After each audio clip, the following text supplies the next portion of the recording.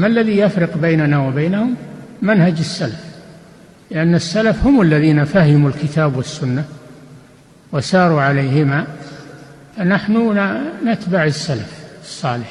بسم الله والحمد لله والصلاة والسلام على رسول الله وعلى آله وصحبه ومن تبعهم بإحسان إلى يوم الدين. أما بعد، السلام عليكم ورحمة الله وبركاته. الحمد لله. الله நடிகார்களே, பாரக்கல்லாஹு ஃபீக்கும். ஷர்ஹ் சுன்னா நபி வழி நின்ற இஸ்லாமிய கொள்கையின் இந்த ரமதானுடைய தௌரா அல்லாஹ்வுடைய கிருபையை கொண்டு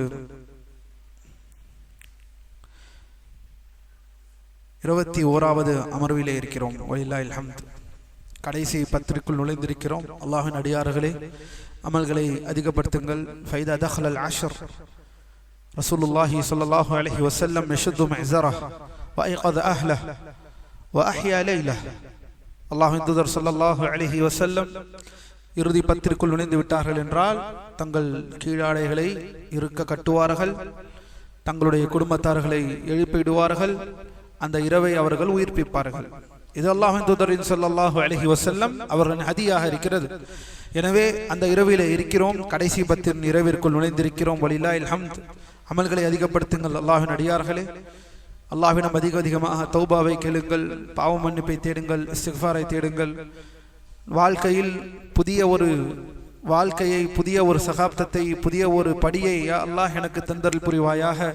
இதற்கு முன்னால் இருந்ததை விட இனிமேல் இன்ஷா அல்லாஹ் இனி வரும் வாழ்க்கையில் என்னுடைய வாழ்க்கையில், என்னுடைய ஈமானில் மாற்றங்களை ஏற்படுத்தி தருவாயாக என்று அதிகமாக துஆவை கேளுங்கள் அல்லாஹ்வின் அடியார்களே. அல்லாஹு சமீஅ துஆ. அல்லாஹ் துஆக்களை, அழைத்துளை, பிரார்த்திப்பதை அல்லாஹ் செவிமடுக்கிறான் என்பதை நாம் மறந்துவிட வேண்டாம். வலா தக்னது மின் ரஹ்மத்தில்லாஹ். அல்லாஹ்வுடைய ரஹ்மத்தில் இருந்து நிராசை அடைந்து விடாதீர்கள். அல்லாஹ் என்னை மன்னிக்க மாட்டான், அல்லாஹ் நான் அவ்வளவு பெரிய பாவம் செய்து விட்டேன், எனக்கு மன்னிப்பெல்லாம் கிடைக்காது என்றெல்லாம் லா துஸிஉ ظن பில்லாஹ். அல்லாஹ்வை பற்றி கெட்டெண்ணம் வைக்காதீர்கள். பாரக்கல்லாஹு ஃபீக்கும். இதை நாம் சென்ற வகுப்பிலே பார்த்தோம். நேரடியாக வகுப்பிற்குள் செல்வோம். நாம் இப்போது ஷர்ஹ் சுன்னாவுடைய நூலில் வலில்லாஹில் ஹம்த் ஏறத்தாழ நூலுடைய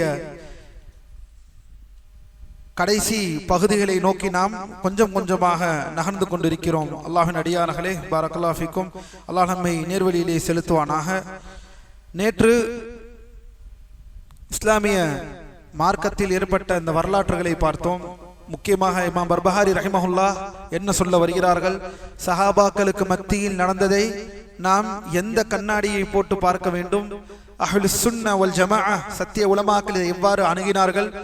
முஆவியா ரலியல்லாஹு அன்ஹு அவர்களுக்கும் அலி ரலியல்லாஹு அன்ஹு முஆவியா அவர்களுக்கும் ரலியல்லாஹு அன்ஹுமா அவர்கள் இருவருக்கும் நடந்தது என்ன? அது என்ன விஷயம்? அதை எப்படி நாம் பார்க்க வேண்டும்? எந்த அடிப்படையில் நாம் அதை பார்க்க வேண்டும் என்ற அனைத்தையும் பார்த்தோம். வழிகட்டவர்கள் போல ஹவாரிஜிகளைப் போலவும், முஅத்தஸிலாக்களைப் போலவும், அல்லது இஸ்லாத்தை அரசியல் கண்ணோட்டத்தோடு பார்ப்பவர்கள் போலவும், அப்படி பார்க்காமல் மார்க்கத்தை எப்படி பார்க்க வேண்டுமோ அந்த அடிப்படையில் பார்த்தோம். இதையெல்லாம் தெரிந்து கொண்டோம். பின்பு ஷேக் அவர்களின் வாழ்க்கைக்கு போனோம். அந்த காலகட்டங்களில் அப்பாசிய ஹிலாஃபத்திற்கு பிறகு ஃபித்னாக்கள் இன்னும் எப்படியெல்லாம் உருவானது, அதை எப்படி அகற்றப்பட்டது, அதற்கு பிறகு அஷாயிராக்கள், மாத்துரிதியாக்கள், முஅத்தஸிலாக்கள், அந்த வழிகட்டவர்கள் ஒரு பக்கம் போனார்கள் என்றால் அவர்களை தாக்குவதற்கு, அவர்களை எதிர்க்க வந்தவர்கள் இந்த அஷாயிராக்கள், மாத்துரிதியாக்கள். ஆனால் அவர்களிடமிருந்தும் இந்த பிரச்சனை இருந்தது. லாஜிக்கை புகுத்துவது, அறிவை முற்படுத்துவது, அறிவுக்கு முரண்பட்டால் ஹதீஸை மறுப்பது, மார்க்கத்தின் அடிப்படையை ஹதீஸுக்கு தன் அறிவுக்கு முரண்பட்டால் மறுப்பது, அல்லது கிரேக்க தத்துவங்களோடு ஒப்பிட்டு பார்ப்பது என்ற அந்த கொள்கை இன்று வரை இருந்து கொண்டுதான் இருக்கிறது. நேரடியாக வகுப்பிற்குள் செல்வோம். 51வது பக்கம், நூலுடைய 51வது பக்கத்தில் இருக்கிறோம். 51வது பக்கத்தில் பாரக்கல்லாஹு ஃபீக்கும் கடைசியிலே நூலாசிரியர் அவர்கள் சொல்கிறார்கள், பாருங்கள் அல்லாஹ்வின் அடியார்களே, இந்த விஷயத்தை நீங்கள் என்னோடு படித்துக் கொண்டே வாருங்கள். அந்த நிலை எப்படி இருக்கும் என்பதை நூலாசிரியர் உங்களை 1000 வருடத்திற்கு முன்னால் உங்களை கொண்டு போகிறார். ஏனெனில் ஏன் இதை சொல்கிறார்? தன் காலத்தில் எப்படி இருந்தது என்பதை நீங்கள் தெரிந்து கொள்ள வேண்டும். என் காலம் எப்படி இருந்தது, வழிகேடு எப்படியெல்லாம் மக்களுக்கு மத்தியில் பரவியது, எப்படி பரவியது என்பதை அவர்கள் மிகவும் நுணுக்கமாக நூலாசிரியர் கையாளுகிறார்கள். அதை நாம் படிக்க வேண்டும். உண்மையிலேயே அருமையான ஒரு நூல். எந்த காலத்தில் வாழ்ந்தார்கள் நூலாசிரியர்? 3ஆம் நூற்றாண்டு மற்றும் 4ஆம் நூற்றாண்டின் முதற் பகுதியில், கால் பகுதியில் 329 வரை வாழ்ந்தார்கள். அவர்கள் அந்த இடத்திற்கு உங்களை கொண்டு போகிறார்கள். என்ன சொல்கிறார்கள் என்பதை பார்ப்போம். பாருங்கள், சுப்ஹானல்லாஹ். அதை பற்றி எச்சரித்து பேசினர். மக்கள் அதன்பால் நேர்வழி கலைத்தனர். 4வது தலைமுறையில் இன்னாரின் சந்ததிகளின் ஆட்சி காலம் வரை நிலைமை சீராக இருந்தது. எதை சொல்கிறார்கள்? அப்பாசிய கிலாபத்தை பேசுகிறார்கள். சரியா? அப்பாசிய கிலாபத்தில் அல்லாஹ்வின் அடியார்களே, சில பேர் நினைத்திருப்பார்கள், நம் மக்களிடமே இந்த கருத்து நிலவுகிறது, அப்பாசிய கிலாபத் ஒட்டுமொத்தமாகவே வழிகேடுகளை பரப்பினதே அப்பாசிய கிலாபத்துகள் தான். அதாவது உமவியா கிலாபத் முடிவடைந்தது எப்போது? அல்லாஹ்வின் அடியார்களே, இஸ்லாத்தில் மாபெரும் 2 கிலாபத்துகளை பார்த்த சமூகம் நாம். இஸ்லாமிய ஆட்சி அதிகாரம் பெற்றது. முதல் கிலாபத் உமவியா.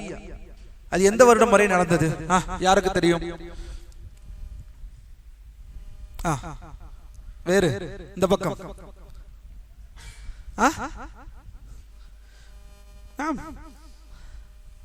உமவியா கிலாபத் யார் வரை நடந்தது? ஏறத்தாழ 130 வருடம். 131 132 அப்பாசிய கிலாபத் உள்ளே நுழைகிறது. எங்கிருந்து ஆரம்பிக்கிறார்கள்? பக்தாதிலிருந்து ஆரம்பமாகிறது. எத்தனை ஆண்டு? உமவியா கிலாபத் அதிக வருடங்கள் ஆட்சி செய்தார்களா அல்லது அப்பாசிய கிலாபத் அதிக ஆட்சி செய்தார்களா? அப்பாசியா கிலாபத் ஏறத்தாழ 450 ஆண்டுகள். ஆனால் அந்த 450 ஆண்டுகளும் கிலாபத்தாக இருந்ததா? அப்படி என்றால் இல்லை. 450 ஆண்டுகளில் ஆரம்ப காலத்தில் வந்த கலீஃபாக்கள் மிகவும் வல்லரசர்களாக இருந்தார்கள். ஆனால் கடைசி 200 வருடம் அப்பாசியா கிலாபத் சதித்தன்மையை இழந்து விட்டது. ஆளுக்கால் குறுகிய ஆளுநர்கள் மூலமாகவே ஆட்சி செய்யப்பட்டு பெயரளவில் அப்பாசியா கிலாபத் இருந்தது. பெயரளவில் எந்த அளவிற்கு என்றால், ஜிசியா போன்ற வரிகள் கூட கவர்மெண்டிற்கு, அதாவது அரசுக்கு வரக்கூடிய பணம் கூட வராமல் தான் இருந்தது பக்தாதிற்கு. அந்த அளவிற்கு மிகவும் வலுவிழந்த நிலையில் போய்விட்டது அப்பாசியா கிலாபத்.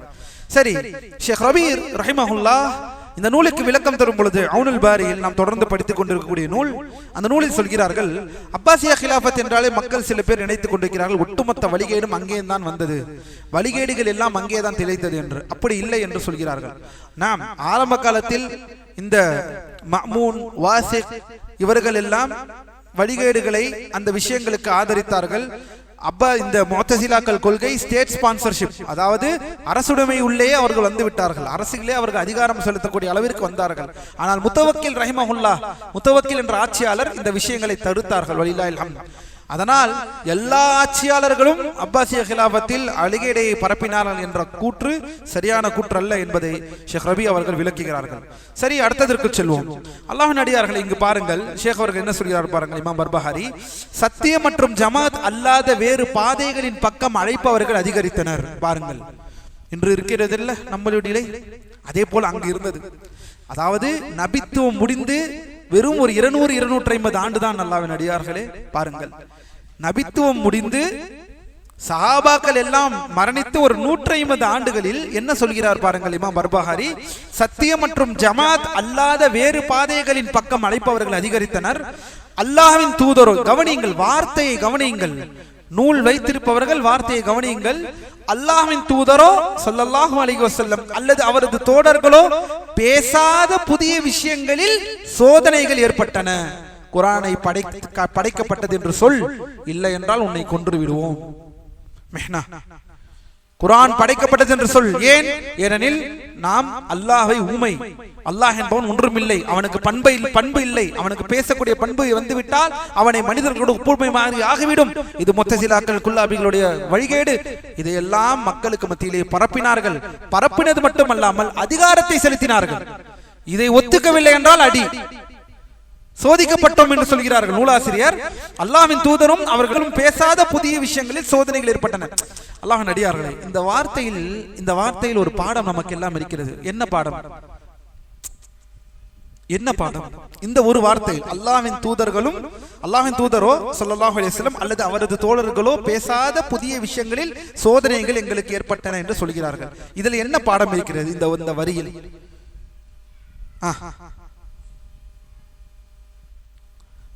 இதில் ஆழ சிந்திப்பவனுக்கு இதில் ஒரு பாடம், இதில் படிப்பினை இருக்கிறது. இந்த வரியில் ஐயோ மார்க்கத்தில் இல்லாததை எந்த அளவுகோல் வைக்கிறார்கள் வர்பஹாரி? எது அளவுகோல் இஹ்வானி? எது அளவுகோல்? அல்லாஹ்வின் தூதர் முதலில், பின்பு அளவுகோலை பாருங்கள் சஹாபாக்கள். ஏன் இதுதான் அளவுகோலாக இருந்தது. அன்று வரை இல்லை, இன்று வரை அதுதான் நமக்கும் அளவுகோல். நம் மார்க்கத்தில் இதுதான் அளவுகோல். யாராவது எதா பேசினால் அல்லாஹ் இதை இறக்கிருக்கிறானா குர்ஆனில், அல்லாஹ்வின் தூதர் அறிவித்திருக்கிறார்களா, அல்லது அதை எடுத்து நடத்தின சஹாபாக்கள் இதை செய்திருக்கிறார்களா? அவ்வளவுதான் அல்லாஹ்வின். எது சத்தியம் எது அசத்தியம் என்பதை தெளிவாக புரிந்து கொள்ளலாம். அந்த அளவுகோலை பாருங்கள். அல்லாஹ்வின் தூதரும் சஹாபாக்களும் பேசாத புதிய விஷயங்களில் சோதனைகள் ஏற்பட்டன. அவர்கள் பிரிவினையின் பக்கம் அழைத்தனர். அல்லாஹ்வின் தூதர் ஸல்லல்லாஹு அலைஹி வஸல்லம் அவர்கள் அந்த ஒற்றை ஜமாத்தில் இருந்து பிரிவதை தடுத்திருந்தார்கள். பாருங்கள், ஒரே ஜமாத். நாம் எல்லாம் முஸ்லிம்கள் தானே, நாம் எல்லாம் ஒரே ஜமாத்தில் தானே இருக்க வேண்டும். ஆனால் இவர்கள் என்ன ஆளுக்கால் ஒரு கொள்கையை போட்டு நம்மை இழுக்கிறார்கள். அல்லாஹ்வின் தூதரோ நம்மை தடுத்திருக்கிறார்களே பல ஜமாத்துகளாக பிரிவதில் இருந்து.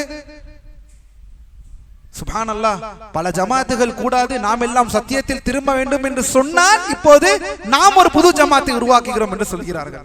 லா இலாஹா இல்லல்லாஹ். இதற்கு என்ன பதில் சொல்வது அல்லாஹ்வின் அடியார்கள்? இதற்கு நான் என்ன பதில் சொல்வேன் என் மக்களிடம்? இதை எப்படி புரிய வைப்பது? எந்த புது பேனரை உங்களுக்கு காட்டினோம்? எந்த புது லெட்டர் பேடை உங்களுக்கு நான் அறிமுகப்படுத்தினேன்? எந்த புது தலைவர்களை உங்களுக்கு அறிமுகப்படுத்தினேன்? அல்லாஹ்வின் தூதரை அறிமுகப்படுத்தினதா? சத்திய சஹாபாக்களை அறிமுகப்படுத்தினதா? இதை நான் சொன்னால் நீங்களும் தானே இப்போது 20-30 வருடத்திற்கு முன்னால் ஜமாத் புதிய ஜமியத் ஓபன் பண்ண மாதிரி நீங்களும் அதை நோக்கி போற மாதிரியே, அதை நோக்கி போற மாதிரி இல்ல, ஆனா எங்களுக்கு அப்படி தோணுதோ, ஏன்னா புரட்சியா இருக்கு. யார் சொன்னா இது? யார் இது? இல்ல அல்லாஹ்வின் அடியார்களே, இது எல்லாரும் கேட்கிறீர்கள், மக்கள் கேட்கிறீர்கள், உரிமை இருக்கிறது, அல்ஹம்துலில்லாஹ், சந்தோஷம், வலில்லாஹில் ஹம்த். லாக்கின் ஒரு காலமும் இதை ஒரு அடுத்த ஒரு ஜமாத்தாக உருவாக்குவதற்காக அல்லாஹ்வின் அடியார்களே எந்த ஜமாத்தும் கூடாது, எல்லாரும் நாம் ஒற்றை ஜமாத்தில் இருக்க வேண்டும், கொள்கையின் பால் நாம் சங்கமிக்க வேண்டும் என்று இதுவா நாம் சொல்வதின் நோக்கம்? அப்படி இல்லை என்றால் என்றோ நாம் வேறு ஒரு விஷயத்தை பேசியிருப்போமே. எவ்வளவு தெளிவாக நூலாசிரியர் சொல்கிறார்கள் பாருங்கள். அல்லாஹ்வின் தூதரை எங்களை பிரிவில் இருந்து தடுத்திருக்கிறார்கள், ஆனால் மக்களோ ஒருவரை ஒருவர் காஃபிர் என்று சொல்லிக் கொண்டனர். நீ காஃபிர், தக்ஃபீர் விஷயம் பரவினது. ஒவ்வொருவரும் தனது சொந்த கருத்தின் பால் அழைத்தனர். மாஷா அல்லாஹ், என்று பாருங்கள், சுப்ஹானல்லாஹ், ஒவ்வொருவரும் தனது சொந்த கருத்தின் பால் அழைத்தனர். தன்னை எதிர்ப்பவர்களை காஃபிர் என்று சொல்லும்படி பிறரை அழைத்தனர். இதனால் என்ன நடந்தது தெரியுமா? நூலாசிரியர் சொல்கிறார்கள், இதனால் பிற மக்களும், இதனால் பாமர மக்களும் தெளிவற்றவர்களும் மார்க்க கல்வி இல்லாதவர்களும் வழிகெட்டு போனார்கள். அதுதான் அல்லாஹ்வின் அடியார்களே, எல்லா ஒரு 50-30 வருடத்திற்கு பொதுமக்கள் தான் இங்கு வஞ்சிக்கப்படுகிறார்கள். கல்வியை படிக்காமல் கல்வியின் பால் திரும்பாமல் போனதினால் பொதுமக்கள் தான் வஞ்சிக்கப்படுகிறார்கள். காலம் பார்க்கக்கூடிய ஒரு சான்று, வரலாற்று சான்று. எல்லா பிரச்சனையிலுமே மாட்டிக்கொள்வது யார் என்றால் பொதுமக்கள் தான். பிரச்சனைகளில் மாற்றிக்கொள்வது யார் என்றால் பொதுமக்கள் தான். அதை தெளிவாக சொல்கிறார்கள். இதனால் தான் பாமர மக்களும் தெளிவற்றவர்களும் மார்க்க கல்வி இல்லாதவர்களும் வழிகட்டு போனார்கள். அவர்கள் அவர்கள் உலக லாபங்களை காட்டி மக்களை ஆசைப்படுத்தினார்கள். உலகியல் தண்டனைகளை காட்டி மக்களை பயமுறுத்தினார்கள். எனவே மக்களும் தங்களது உலக வாழ்க்கை மீதான பயத்தினாலும் ஆசையினாலும் அவர்களை பின்பற்ற தொடங்கினர். இதனால் சுன்னாவும் அதை பின்பற்றுபவர்களும் ஒதுக்கப்பட்டார்கள். பிதத்துகள் வெளிப்பட்டு பரவின. அவர்களுக்கு தெரியாமலேயே பல வழிகளில் இறை நிராகரிப்பு கொள்கைகளை கடைபிடிக்க தொடங்கினர். அப்படியே அவர் அந்த காலத்தில் நடந்ததை அப்படியே சொல்கிறார்கள். ஏன் தெரியுமா? ஒரு ஆட்சியாளர் மூலமாகவே வழிகேடு பரவுகிறது என்றால், அதுவும் அல்லாஹ்வுடைய பண்புகள் சார்ந்த விஷயத்தில், வழிகேடு சார்ந்த விஷயத்தில், தௌஹீதுக்கு முரணான விஷயங்கள் பரவும் பொழுது ஆட்சியாளரிடம் அதிகாரம் இருக்கும். அந்த அதிகாரத்தின் மூலமாக பாமர மக்கள் என்ன செய்யப்படுவார்கள்? அவர்கள் அறியாமையின் பால் அவர்கள் அழைக்கப்படுவார்கள். இதனால் பொதுமக்கள் பல பேர் வழிகெட்டு போனார்கள் என்று நூலாசிரியர் சொல்கிறார்கள். பின்பு சொல்கிறார்கள் பாருங்கள், அவர்களுக்கு தெரியாமலேயே பல வழிகளில் குஃப்ரை, இறை நிராகரிப்பு கொள்கைகளை கடைபிடிக்க தொடங்கினர். மேலும் அவர்கள் மார்க்கத்தில் சுய அறிவை கொண்டு ஒப்பிட்டு பார்க்கும் முறையை, தவறான கியாசை புகுத்தினார்கள். இன்று ஒரு 30 வருடத்திற்கு முன்னால் ஆரம்பித்தாரே ஒருவர், அவர்தான் இதற்கெல்லாம் தலைவர். நமது காலத்தில் தமிழகத்தில் மார்க்க ஆதாரங்களை சுய அறிவின் பால் ஒப்பிட்டு பார்க்க வேண்டும் என்று சொன்னவர் அவர்தான். 30 வருஷமாக இந்த அழைப்பில் இருப்பவர் அவர்தான். சுய அறிவை கொண்டு ஒப்பிட்டு பார்த்து எல்லாவற்றையும் இன்று மறுத்து விட்டார் ஹதீஸ்களை. சுப்ஹானல்லாஹ், எவ்வளவு தெளிவாக யாருக்கு பேசுகிறார்கள் என்றே தெரியவில்லை. இறைவனது வல்லமை, அவனது வசனங்கள், சட்டங்கள், ஏவல் மற்றும் விலகல்கள் தங்களை சொந்த அறிவிற்கும் கருத்துகளுக்கும் உட்படுத்தினார்கள். அவர்களது அறிவுக்கு எது சரி என்று தோன்றியதோ அதை ஏற்றுக்கொண்டார்கள். எது அவர்களின் அறிவுக்கு பொருந்தவில்லையோ அதை நிராகரித்தார்கள். இதன் விளைவாக இஸ்லாம் ஒரு அந்நியமான ஒன்றாக மாறியது, விசித்திரமாக மாறியது. அதனால்தான் இன்று எம்மை நீங்கள் விசித்திரமானவர்கள் என்று சொல்கிறீர்கள். வல்லாஹி இதுதான் உண்மை. யாராவது சத்தியத்தை வந்து சொன்னால் அந்நியன் விசித்திரமாக பண்றீர்களே, இதற்கு முன்னால் இதெல்லாம் நாங்கள் கேள்விப்படவே இல்லையே, எங்களுக்கு இது முன்னால் இதெல்லாம் சொல்லவே இல்லையே, இதெல்லாம் சொல்லவில்லை என்பது என்னுடைய தவறு அல்ல. இதற்கு முன்னால் சொன்னாமல் போனவர்களுக்கும் அல்லாஹ்வர்களுக்கும் மத்தியில் உள்ள விஷயம். ஆனால் இங்கு புதிதாக எதையும் சொல்லவில்லை. உங்களுக்கும் எங்களுக்கும் நமக்கு மத்தியில் இருப்பது குர்ஆனும் சுன்னாவும், நம்முடைய சத்தியம் முன் சென்ற இமாம்களின் சத்திய நூல்களும், தௌஹீதை பறைசாற்றக்கூடிய நூல்கள், ஷிர்கையும் பித்அத்தையும் வழிகேடுகளையும் தகர்த்தெறிந்த நூல்கள், இப்படிப்பட்ட நூல்கள். இதுதான் நமக்கும் உங்களுக்குமானது. அல்லாஹ்வின் அடியார்களே, எவ்வளவு தெளிவாக இதன் விளைவாக என்ன ஆனது? இதன் விளைவாக இஸ்லாம் ஒரு அந்நியமான ஒன்றாக மாறியது. அப்படியா? ஆட்சியாளர்களை எல்லாம் இப்படிதான் பார்க்க வேண்டும் என்று மார்க்கம் சொல்லுகிறது. உஸ்தாத், ஆச்சரியமாக இருக்கிறது. இந்த ஹதீஸ் எல்லாம் இருக்கிறது இப்பதான் பார்க்கிறோம். அந்த கட்டுரையின் மூலமாக தான் நாங்கள் தெரிந்து கொண்டோம். இதற்கு யாரை நாம் குறை சொல்வது? மேலும் அசத்தியத்தை பின்பற்றுபவர்களும் தங்களது சொந்த ஊர்களிலேயே அந்நியர்களாக மாறினார்கள். மாஷா அல்லாஹ், பாருங்கள் அல்லாஹ்வின் அடியார்களே, அசத்தியத்தை சுன்னாவை பின்பற்றுபவர்கள் தங்கள் சொந்த ஊர்களிலேயே அந்நியர்களாக மாறினார்கள். ஆனால் இந்த அந்நியர் என்பது என்ன? இந்த அந்நியர் என்பது சத்தியத்தை உண்மையாக கடைபிடிப்பது. அதை விட்டுவிட்டு பொதுமக்களை நான் சத்தியத்தில் இருக்கிறேன், நீங்கள் எல்லாம் அசத்தியில் இருக்கிறீர்கள், நான் மட்டும்தான் சொர்க்கத்திற்கு செல்வேன், நீங்கள் எல்லாம் நரகம் செல்வீர்கள் என்ற ஒரு கண்ணோட்டத்தில் பாமர மக்களை, பொதுமக்களை பார்த்தீர்கள் என்றால் இதற்கும் சத்தியத்தை சொல்லக்கூடிய அறிஞர்களுக்கும் நமக்கும் எந்த சம்பந்தமும் இல்லை. அறிஞர்களுக்கும் இந்த தவறை செய்பவர்களுக்கும் எந்த சம்பந்தமும் இல்லை. பொதுமக்களை பொதுமக்களாக பார்க்க தெரியவில்லை என்றால் சலஃபி தாவா சத்திய அழைப்பு பணி என்று சொல்வதற்கு யாருக்கும் தகுதி இல்லை என்று உலமாக்கள் விவரிக்கிறார்கள். மக்களை பயன்படுத்துவது, மக்களை வெள்ளையாடை சவுபு போட்டால்தான், சவுபு போடவில்லை என்றால் வழிகேடன், நரகவாதி, பிதத்வாதி என்ற இந்த வார்த்தைகள், இப்படிப்பட்ட விஷயங்கள் பொதுமக்களை பொதுமக்களாக பார்க்காத அந்த ரஹ்மாவும் அந்த ஷஃபகாவும் இல்லை என்றால் அல்லாஹ்வின் அடியார்களை நம்மை வழிகேட்டு கொண்டு போய் இது விட்டுவிடும் என்பதை மறக்காதீர்கள். இந்த தாவா என்பது பண்பாலும் அன்பாலும் ரஹ்மத்தாலும் ஷஃபகத்தினாலும் பரவக்கூடியது. இந்த அழைப்பு பணி என்பது, இந்த அழைப்பில் அன்பும் அரவணைப்பும் இல்லை என்றால் இந்த தாவா வளராது என்பதை புரிந்து கொள்ளுங்கள் அல்லாஹ்வின் அடியார்களே. எச்சரிக்கை என்பது மார்க்க அழைப்பாளர்களுக்குரியது, உலமாக்களுக்குரியது. எச்சரிக்கை செய்வார்கள், எம் மக்களுக்கு உரிமையுடன் எச்சரிக்கை செய்வார்கள். அவர்கள் செய்வது வேறு. ஆனால் அதற்கு கீழ் இருக்கக்கூடிய மக்கள் மற்ற பொதுமக்களுடன் அன்பான முறையில் சேர்ந்து கலந்து அவர்களுக்கு சத்தியத்தை அன்பால் அழைப்பதில் தான் ஹிக்மத் இருக்கிறது என்பதை யாரும் மறந்துவிட வேண்டாம். அதிலும் முக்கியமாக, நான் இந்த நூலை எல்லாம் படித்து விட்டேன், இப்போது நான் வானத்தில் பறக்க போகிறேன் என்று சொல்வீர்களா? நம் பள்ளியில் இத்தனை நாட்கள் படித்திருப்பவர்கள், அல்லது நாளை உங்கள் நண்பர்களை பார்க்கிறீர்கள், மாஷா அல்லாஹ் நான் நிறைய படிச்சுட்டேன், அப்போ என்ன நண்பர்கள் எல்லாம் கீழே பார்ப்பீர்களா? இதை நீங்கள் மூலியமாக உன் நண்பன் வாழ்க்கையில் மாற்றம் ஏற்பட வேண்டும். நீங்கள் எந்த சத்தியத்தை எடுத்துக்கொண்டீர்களோ அதையே என் நண்பனுக்கும் நான் சொல்வேன். அது டீ கடையில் அமர்ந்தாலும் சரி, வெளியிலே சென்றாலும் சரி, இந்த விஷயத்தை கொண்டு வாருங்கள் அல்லாஹ்வின் அடியார்களே. அல்லாஹ் நம்மை நேர்வழியை செலுத்துவானாக. எவ்வளவு தெளிவாக சொல்கிறார்கள் என்பதை பாருங்கள். அடுத்ததாக மிகவும் முக்கியமான விஷயம், 91வது பாயிண்டிற்குள் செல்கிறோம். தற்காலிக திருமணம். லா இலாஹ இல்லல்லாஹ். அறிந்து கொள், நூலாசிரியர் வருகிறார்கள், பெண்களுடனான தற்காலிக திருமணம் முத்ஆ. என்ன முத்ஆ? முத்ஆ என்றால் என்ன? யாராவது கேள்விப்பட்டிருக்கிறீர்களா?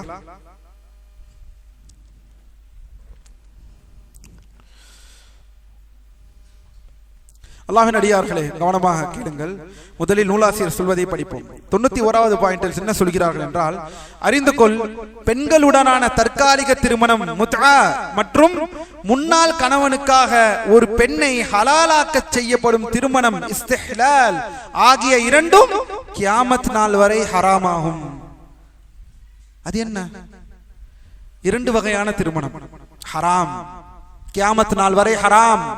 ஒன்று முத்ஆ தற்காலிக திருமணம், மற்றொன்று இஸ்திஹ்லால். என்ன, எதை பற்றி பேசுகிறார்கள்? அல்லாஹ்வின் அடியார்களே, முதலில் விஷயத்தை தெரிந்து கொள்ளுங்கள். முத்ஆவிற்கு செல்வதற்கு முன்னால் இந்த தஹ்லீலை முதலில் பார்ப்போம். சரி, முத்ஆவிற்கு செல்வோம்.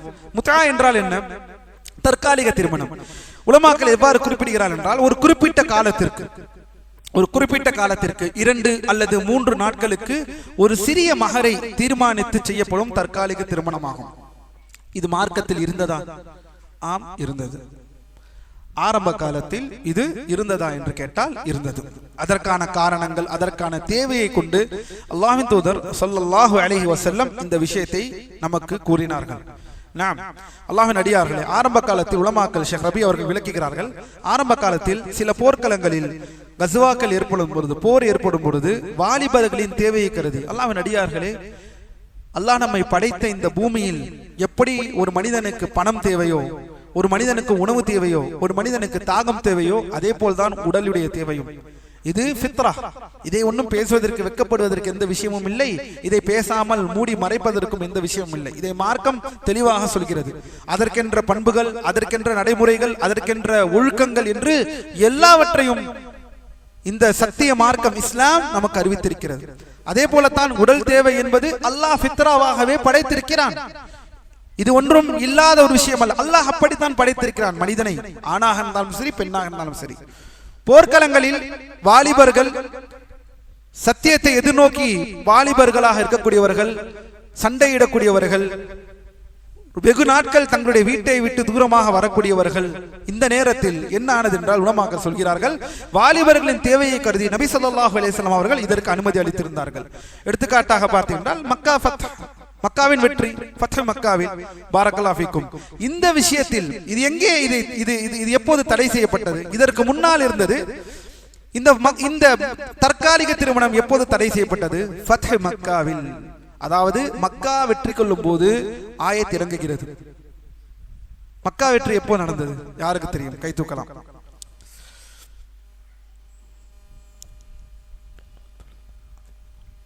மக்கா வெற்றி வேற ஏதாவது இப்ப கேட்டா மாஷா அல்லாஹ், அல்லாஹும்ம பாரிக் அப்படிதான் வரும். அந்த வருஷம், இந்த வருஷம் இவரு இது இப்படி ஆச்சு, அது சண்டை போச்சு, அது நடந்துச்சு, அல்லாஹும்ம பாரிக் அப்படி கேட்டா அப்படி பதில் வரும்.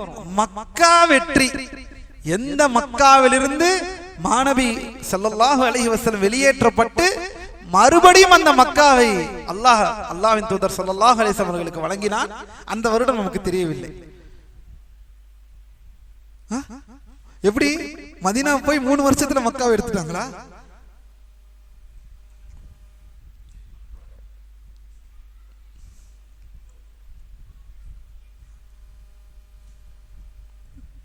மக்கா வெற்றி சொல்லிடவா? எந்த கேள்விக்கும் பதில் இல்லை. 8 ஃபத்ஹ் மக்கா சனத 8. 8 சீரா படிக்க வேண்டும் என்று நினைக்கிறேன். கொள்கையே படிக்கவில்லை, பின்பு எங்க இந்த சீரா? கொள்கையை விட்டு சீரா படிப்பதா? சீரா எப்பவையோ எடுக்க வேண்டும் என்ற ஆசையை ஏவலும் எனக்கு இருக்கிறது, அந்த ஆவலும் இருக்கிறது. ஆனால் கொள்கையை முதலில் எடுக்காமல் சீராவை இருந்தால் சீராக்கு எல்லாரும் கூடி அமர்ந்து விடுவீர்கள். மக்கா வெற்றி 8. மக்கா வெற்றி அல்லாஹ்வின் தூதர் விஷயத்தை குறிப்பிடுகிறார்கள். என்ன சொல்கிறார்கள்? யா அய்யுஹன்னாஸ், மனிதர்களே, இன்னி கத் குன்து அதின்து லக்கும் ஃபில் இஸ்திம்தாஇ மினன் நிசா. அல்லாஹ்வின் தூதர் ஸல்லல்லாஹு அலைஹி வஸல்லம் சொல்கிறார்கள், மக்களே, பெண்களுக்கு முத்ஆ செய்ய உங்களுக்கு நான் ஆரம்பத்தில் அனுமதி அளித்திருந்தேன். ஆனால் நிச்சயமாக அல்லாஹ் அதை இப்போது மறுமை நாள் வரை அதை ஹராமாக்கி விட்டான். ஹராம். இந்த தற்காலிக திருமணம் ஹராம். அல்லாஹ்வின் அடியார்களே, இதை வலில்லாஹில் ஹம்து முஸ்லிம்கள் யாருமே செய்ய மாட்டார்கள், ஒரே ஒரு வழிகேட்டு கூட்டத்தை தவிர. யார் அவர்கள்? ஷியாக்கள். யார் செய்கிறார்கள் இதை? இந்த ஷியாக்கள் செய்கிறார்கள். அல்லாஹ் அவர்களுக்கு நேர்வழியை செலுத்துவானாக. எனவே அல்லாஹ்வின் அடியார்களே, முத்ஆ என்பது ஹராம். இந்த முத்ஆ என்பது ஹராமான ஒரு திருமணம். அந்த திருமணத்தை அப்படி என்றால் மார்க்கம் ஆரம்பத்தில் சொன்னது, ஆரம்பத்தில் கொடுத்தது. இப்போது ஆரம்பத்தில் என்ன சொன்னது? அது விபச்சாரமா? அல்லாஹ்வின் அடியார்களே, திருமண ஒப்பந்தம் அது ஆரம்பத்தில் இருந்தது அடிப்படை திருமண ஒப்பந்தமாக. பின்பு அல்லாஹ் இதை தடை செய்து விட்டான் தன் நபியின் வாயிலாக. வலில்லாஹில் ஹம்த். எனவே முத்ஆ என்பது ஹராம் என்பதை புரிந்து கொள்ளுங்கள். தற்காலிக திருமணம் என்பது ஹராம் என்பதை நாம் மறந்துவிட வேண்டாம். சரி, அது என்ன இஸ்திஹ்லால்? அது என்ன இஸ்திஹ்லால்? அல்லாஹ்வின் அடியார்களே, ஒரு கணவன் தன் மனைவியை தலாக் செய்து விட்டார் என்றால், தலாக் என்றால் முதல் தலாக்கை பற்றி பேசவில்லை, இரண்டாம் தலாக்கை பற்றி பேசவில்லை, மூன்றாவது தலாக்கை பற்றி பேசுகிறோம். நாம் தலாக்கை ஏற்கனவே ஒரு 5 வகுப்பிற்கு முன்னால் தலாக்கை ஏற்கனவே பார்த்து விட்டோம். வலில்லாஹில் ஹம்த். தலாக்கை ஒரு மனிதன் செய்து விட்டார், மாப்பிள்ளை தன்னுடைய மனைவியை செய்து விட்டார், மூன்றாவது தலாக் செய்து விட்டார் என்றால் அந்த பெண் அந்த நொடியில் இருந்து அவருக்கு ஹராமாகிறாள், அந்நியனாக மாறிவிடுகிறார். சரி, இப்போது நாங்கள் சேர வேண்டும். மார்க்க ரீதியாக ஹராமாகி தலாக்காகி விட்டது. சரி, சேர வேண்டும். இதற்கு மார்க்கம் என்ன சொல்கிறது? சேர வாய்ப்பு இருக்கிறதா? சேர வழி இருக்கிறதா? ஏற்கனவே நான் எடுத்தேன்.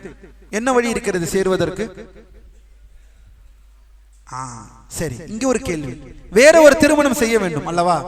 சரி, வேற ஒரு திருமணம் செய்து எப்படி? ஒப்பந்தமா அல்லது உடலுறவு இருக்க வேண்டுமா? ஒப்பந்தம் செய்து இப்போது 2 பேர் கணவன் மனைவி தலாக்காகி விட்டது, மார்க்க ரீதியாக பிரிந்து விட்டார்கள். இப்போது அவர்கள் சேர வேண்டும், அவர்கள் சேர நினைக்கிறார்கள். சரி, நிக்கா செய்து விடுங்கள். ஒருவருக்கு நிக்கா செய்துவிட்டு ஒப்பந்தத்தில் செய்துவிட்டு, சரி பின்பு நான் இப்போது தலாக் செய்கிறேன் உங்களை, தலாக் என்று 3 தலாக் அவருக்கு முடிந்து விடுகிறது. இப்போது அந்த பெண் ஹலாலா? அல்லாஹ்வின் அடியார்களே, கவனமாக கேட்டுக்கொள்ளுங்கள். அந்த பெண் அடுத்த நிக்கா செய்பவரோடு கணவன் என்ற ஒப்பந்தம் பத்தாது. அந்த ஒப்பந்தத்துடைய உண்மையான அடிப்படை அவர்களுக்கு மத்தியில் உடலுறவு ஏற்பட்டிருக்க வேண்டும். ஹதீஸிலே அல்லாஹ்வின் தூதர் ஸல்லல்லாஹு அலைஹி வஸல்லம் ஹத்தா யதூக உஸைலத என்று சொல்கிறார்கள். ஸல்லல்லாஹு அலைஹி வஸல்லம் உடலுறவு ஏற்பட்டிருக்க வேண்டும் அந்த கணவனோடு. ஏனெனில் மார்க்கம் அங்கீகரித்த கணவன் அவர் கணவர். கணவன் என்பதற்கு பகட்டு மேனிக்கு நீங்கள் இதை பயன்படுத்துவது ஹராம். அதுதான் இங்கு சொல்கிறார்கள் நூலாசிரியர். இவ்வாறு செய்யக்கூடிய நிக்கா, இவ்வாறு செய்யக்கூடிய இந்த இஸ்திஹ்லால், அதாவது இவரை மறுபடியும் இவரை ஹலாலாக்க வேண்டும் இந்த பெண்ணுக்கு, அதனால் வாங்கள் இந்த திருமணத்தை நாடகத்தை நடத்துவோம் என்று யாரெல்லாம் இதை செய்கிறார்களோ இந்த நாடகத்தை நடத்துவது ஹராம். இவரை ஹலாலாக்குவதற்காக மறுபடியும் ஒரு பெண் முதல் கணவனுக்கு ஹலாலாக செய்யப்படும் இந்த ஒப்பந்த திருமணமாக இரண்டும் மறுமை நாள் வரைக்கும் ஹராம். ஏனெனில் அல்லாஹ்வின் அடியார்களே, சாதாரண விஷயம் அல்ல, யதார்த்தமாக நடந்து முடிகிறது என்றால் தான் இதற்கு அனுமதி. ஒருவர் தலாக் ஆகிவிட்டது, பிரிந்து விட்டார்கள். அந்த பெண்ணுக்கு வேறு ஒரு கணவனோடு நிக்கா ஆகிவிட்டது. சரியா? நிக்கா ஆகிவிட்டது. அவர் தாம்பத்திய வாழ்க்கையில் ஈடுபட்டு விட்டார். தாம்பத்திய உறவு, தாம்பத்திய வாழ்க்கை ஆரம்பித்து விட்டது. நிக்கா ஆனதிலிருந்து அவருக்கு இவள் ஹலால். கணவன் மார்க்கம் அங்கீகரித்த கணவன், மார்க்கம் அங்கீகரித்த மனைவி. சரி, இவர்களுக்கு தாம்பத்திய உறவு ஏற்பட்டு விட்டது, அல்ஹம்துலில்லாஹ். ஆனால் 2 மாதத்தில் சரிவரவில்லை. புதிய தம்பதிகள், புரியுதல் இல்லை, எதுவும் இல்லை. இவர்களுக்கு மத்தியில் சண்டை ஏற்பட்டு தலாக் ஆகிவிடுகிறது. சரி, இப்போது இவர்கள் 2 பேரும் திருமணம் செய்யலாமா? தாராளமாக செய்யலாம், தாராளமாக செய்யலாம். அவர் வேறு ஒரு திருமணம் செய்திருந்தாலும் சரி, இரண்டாவதாக அவர் திருமணம் செய்து கொள்ளலாம். அல்லது அவர் திருமணமே செய்யாமல் அவர்களுக்கு காத்திருந்தாலும் சரி, திருமணம் செய்து கொள்ளலாம். இது தானாக நடக்கிறது என்றால் எந்த பிரச்சனையும் இல்லை. ஆனால் இதில் நாடகத்தை அரங்கேற்றுவது ஹராம் என்பதை தான் அல்லாஹ்வின் தூதர் ஸல்லல்லாஹு அலைஹி வஸல்லம் நமக்கு தடுத்திருக்கிறார்கள். கவனம், கவனம், கவனம். ஏன் சொல்கிறேன்? அல்லாஹ்வின் அடியார்களே, தலாக்குடைய விஷயம் சாதாரண விஷயம் அல்ல. அவசரப்படாதீர்கள். நம்முடைய உம்மத்தின் உறுதியே குடும்ப கட்டமைப்பில் தான் இருக்கிறது. குடும்ப கட்டமைப்பில் சாதிக்காதவர், குடும்ப கட்டமைப்பில் தன்னுடைய வாழ்க்கை, தன்னுடைய சத்தியத்தை பேணாதவர், வெளியிலே அவர் எப்படி சத்தியத்தை காட்டினாலும் ஒரு பிரயோஜனமும் இல்லை. அல்லாஹ்வின் அடியார்களே, உலமாக்கள் சொல்வார்கள், நாம் எல்லாம் இவ்வாறு நல்ல முறையில் மக்களுக்கு பேசுகிறோம், வெளியிலே மக்களுக்கு மத்தியில் இருக்கிறோம் அல்லவா, அதனுடைய அடிப்படையே என் குடும்பத்துடன் என் மனைவியுடன் நான் நல்ல உறவில் இருப்பதினால்தான் நான் வெளியில் என்னால் இந்த அளவிற்கு சந்தோஷமாகவும் உத்வேகத்துடனும் நான் என்னால் இருக்க முடியும் என்றெல்லாம் உலமாக்கள் சொல்வார்கள். அப்படி என்றால் என்ன?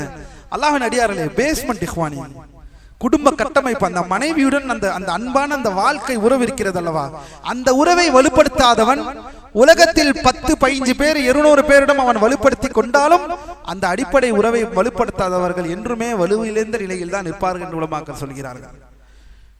மனைவியை நேசியுங்கள், வல்லாஹி மனைவியை நேசியுங்கள், மார்க்கத்திற்காக, அல்லாஹ்விற்காக.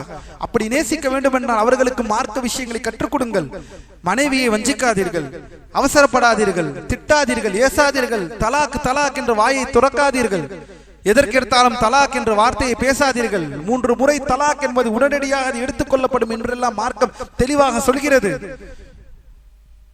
தலாக்குடைய விஷயத்தில் கவனம். அல்லாஹ்வின் அடியார்களே, தயவு செய்து நம்முடைய அடிப்படை, நம்முடைய கட்டமைப்பு, நம்முடைய உறுதியே நம் குடும்ப கட்டமைப்பு தான்.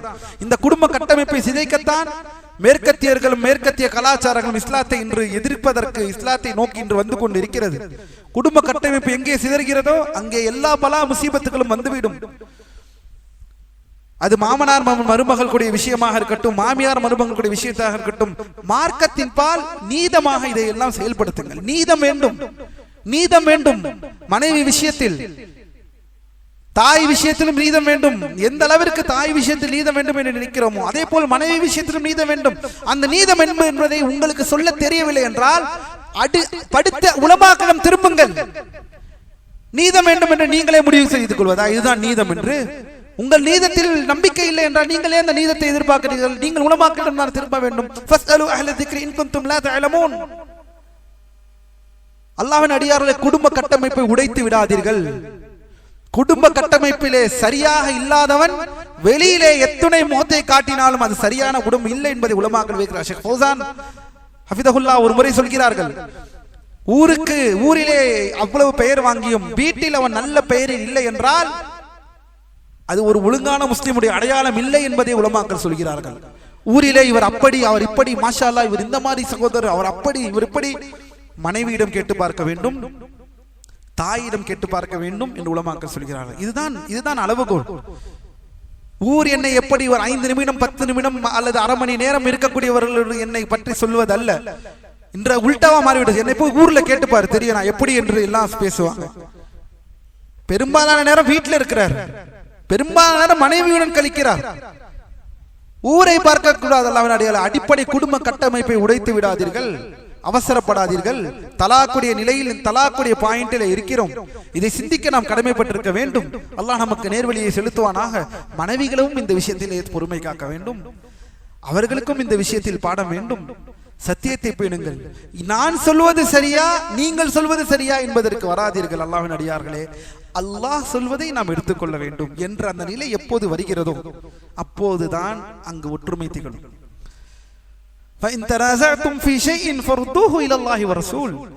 நீங்கள் ஒரு விஷயத்தில் நீங்கள் முரண்பட்டுக் கொண்டீர்கள் என்றால் நீங்கள் அதை அல்லாஹ்வின் பக்கமும் தூதரின் பக்கமும் திருப்புங்கள் என்றுதானே அல்லாஹ் சொல்கிறான். எனவே அல்லாஹ்வின் அடியார்களே, பாரக்கல்லாஹு ஃபீக்கும், குடும்ப கட்டமைப்பை இடித்து விடாதீர்கள், குடும்ப கட்டமைப்பை விரக்கி விடாதீர்கள். அல்லாஹ் நம் அனைவர்களையும் வலுவான குடும்ப கட்டமைப்பு உடைய மனிதர்களாக, அதுதான் அடையாளம். அல்லாஹ்வின் உண்மையிலே அதுதான் அடையாளம். குடும்ப கட்டமைப்பு உடைந்து நீங்கள் வெளியில் எவ்வளவு பவரான, நான் ஒரு பவர்ஃபுல்லான மனிதன், நான் அப்படி, நான் இப்படி, வீட்டிற்குள் உள்ளே சென்றால் நிம்மதி இல்லை, சண்டை சச்சரவு இருந்தால் அது வாழ்க்கை அல்ல. உண்மையிலேயே அது வாழ்க்கை அல்ல. அல்லாஹ்வின் அடியார்களே, வெளியிலே எவ்வளவு பிரச்சனை இருந்தாலும் வீட்டில் அவர் வெற்றியாளராக இருந்தார் வையுங்களேன், அவர் வெளியில் இருக்கக்கூடிய எல்லா பிரச்சனையும் சந்தித்து விடுவார். குடும்ப கட்டமைப்பு மிகவும் அவசியம் என்பதை மறுபடியும் ஒரு உபதேசமாக எனக்கும் உங்கள் அனைவருக்கும் இந்த இடத்தில் நான் தெரிவித்துக் கொள்கிறேன். அல்லாஹ் நம்மை நேர்வழியை செலுத்துவானாக. 92வது விஷயம், நபி அவர்களின் குடும்பமான பனு ஹாஷிம் கிளையினர் அல்லாஹ்வின் தூதர் ஸல்லல்லாஹு அலைஹி வஸல்லம் அவர்களுக்கு நெருங்கிய உறவினர்களாக இருப்பதால் அவர்களின் சிறப்பை அறிந்து கொள். லா இலாஹ இல்லல்லாஹ். அல்லாஹ்வின் தூதர் அவர்களின் குடும்பத்தார்களை பற்றி நூலாசிரியர் சொல்லவர்கள், அஹ்லு பைத், ஷியாக்களை எதிர்க்கிறோம், ஷியாக்களை எதிர்த்தால் அல்லாஹ்வின் தூதரின் குடும்பத்தார்களை எதிர்க்கக்கூடியவர்களா? குஃபுர். அல்லாஹ் நம்மை பாதுகாக்க வேண்டும். அல்லாஹ்வின் அடியார்களே, ஷியாக்களை எதிர்ப்பது அந்த உலமாக்கள் சொல்கிறார்கள், ஹுசைன் ரலியல்லாஹு அன்ஹு கொன்னவர்கள் ஷியாக்கள். ஹுசைன் ரலியல்லாஹு அன்ஹு கொன்ன அந்த 3 பேர் அல்லாஹ் நாடினால் இதையெல்லாம் நாம் கர்பலாவி விஷயத்தில் வரலாற்றை படிக்கும் பொழுது அல்லாஹ் நாடினால் இதையெல்லாம் நான் பேசுகிறேன். அதற்கான நேரம் இப்போது இல்லை. ஹுசைன் ரலியல்லாஹு அன்ஹுவை கொன்னவர் 3 பேரும் ஷியாக்கள். வரலாறு தெளிவாக பதிவு செய்திருக்கிறது இந்த விஷயத்தை. அல்லாஹ்வின் தூதரின் குடும்பத்தார்களை எந்நேரம் நம் கண்மையாக நாம் அவர்களின் மீது நாம் துஆ சொல்பவர்களாக இருக்க வேண்டும். ஒவ்வொரு முஸ்லீமும் அதை கவனமாக பேர்த்துக் கொள்ளுங்கள். அல்லாஹ்வின் அடியார் அதைதான் நூலாசிரியர் சொல்கிறார்கள். அவர்களின் சிறப்பை அறிந்து கொள். மேலும் குறைஷி கோத்திரத்தினர் அடுத்ததாக வருகிறார்கள். குறைஷி கோத்திரத்தினர் அரபுகள் மற்றும் அனைத்து அரபு கிளை கோத்திரங்களின் சிறப்பையும் அறிந்து கொள். ஏனெனில் அவர்கள் எல்லாம் சஹாபாக்கள், பெரும் பெரும் இந்த மார்க்கத்தின் ஆளுமைகள் எல்லாம் இதிலிருந்து வந்திருக்கிறார்கள். எனவே அவர்களின் கோத்திரத்தையும் அவர்கள் சிறப்பையும் அறிந்து கொள். இஸ்லாத்தில் அவர்களுக்கென பாருங்கள், நீங்கள் எல்லாம் நினைத்து அப்படின்னா குலப்பெருமை பேசுகிறார்களா? அல்லாஹ்வின் அடியார்களே, இது குலப்பெருமை பற்றி அல்ல, இது இஸ்லாம் என்ற அந்த அளவுகோலின் அடிப்படையை பற்றி பேசுகிறார்கள் உலமாக்கள். இஸ்லாமிற்கு அவர்கள் என்ன செய்தார்கள், மார்க்கத்திற்கு விஷயத்தை சத்தியத்தை என்ன செய்தார்கள் என்ற இந்த அடிப்படையை பேசக்கூடியவர்களாக இருக்கிறார்கள் என்பதை மார்க்கம் தெளிவாக சொல்கிறது. அல்லாஹ் நம்மை நேர்வழியிலே செலுத்துவானாக. பாரக்கல்லாஹு ஃபீக்கும். மேலும் அல்லாஹ்வின் அடியார் இந்த விஷயத்தை பாருங்கள். மேலும் அரபுகள் மற்றும் அனைத்து அரபு கிளை கோத்திரங்களின் சிறப்பையும் அறிந்து கொள். இஸ்லாத்தில் அவர்களுக்கென்ற உள்ள மதிப்பையும் அவர்களது உரிமைகளையும் அறிந்து கொள். ஒரு சமூகத்தினரால் விடுவிக்கப்பட்ட அடிமை அவர்களே சார்ந்தவர், அவர்களையும் மதிக்க வேண்டும். இது என்ன?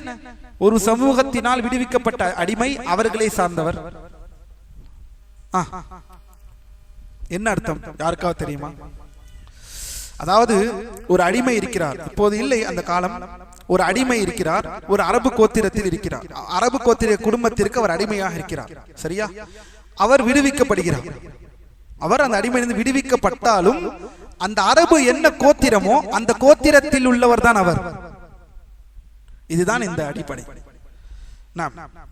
இதற்கு யாராவது ஒரு எக்ஸாம்பிள் இருக்கிறார்களா? அரபு கோத்திரம், அந்த கோத்திரத்தில் உள்ள குடும்பத்தில் அவர் அடிமையாக இருந்திருப்பார், பின்னால் அவர் விடுவிக்கப்பட்டிருப்பார். அந்த கோத்திரத்திலிருந்து எந்த கோத்திரத்தில் அவர் விடுவிக்கப்பட்டாரோ அந்த கோத்திரத்தோடு அவர் இணைக்கப்படுவார், தனியாக அவர் வெளியே வந்ததற்கு பிறகு. யாராவது தெரியுமா அப்படி இமாம்களில் யாராவது இருக்கிறார்களா என்று? யாரும் தெரியாது. எந்த கேள்விக்கும் பதில் இல்லை. தேடி சொல்லுகிறீர்களா? இன்று கேள்வி கேட்கிறேன். இமாம் புகாரியை பற்றி யாராவது முடிந்தால் ஆராய்ந்து செய்து நாளை எடுத்து வாருங்கள். இமாம் புகாரி அப்படி என்றால் என்ன அர்த்தம்? இமாம் புகாரியுடைய முழு பெயரை தேட வேண்டும். தேடிவிட்டு இதில் ஏதாவது அரபு கோத்திரம் பெயர் போல் வந்திருக்கிறதா என்பதை நீங்களே தேடிவிட்டு சொல்லி பாருங்கள். எதனால் இமாம் புகாரி அரபியா? இமாம் புகாரி எத்தனை பேர் இமாம் புகாரி அரபி என்று நினைத்துக் கொண்டிருக்கிறோம்? என்ன குர்ஆனுக்கு அப்புறம் எவ்வளவு பெரிய ஒரு நூல், சுப்ஹானல்லாஹ், ஸஹீஹானல்லாஹ், அல்லாஹ் நமக்கு கொடுத்த ஒரு அடிப்படை ஹதீஸ் நூல். அவர் அரபி இல்லாம வேற யார் அரபியா இருக்க முடியும்? இமாம் புகாரி அரபியா? அரபி இல்லையா?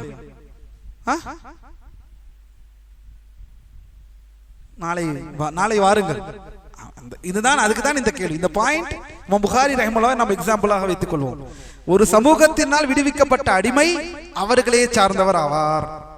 சரி, என்னவென்று பார்ப்போம். மேலும் இதோடு சொல்லிவிட்டு நிறுத்தி விட்டார்களா? மற்ற மனிதர்களுக்கும் இஸ்லாத்தின், ஏனெனில் நூலாசிரியர் கடைசி பகுதியை நோக்கி வருகிறார்கள்.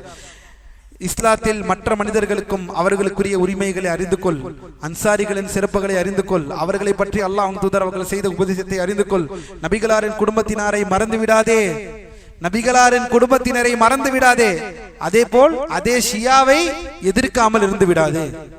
இதுதான் நூலாசிரியர் கொள்கை, இதுதான் எல்லா முஸ்லிம்களின் கொள்கை. ஏனெனில் ஷியாக்களை அத்தனை பேர்களை பார்த்தோம்.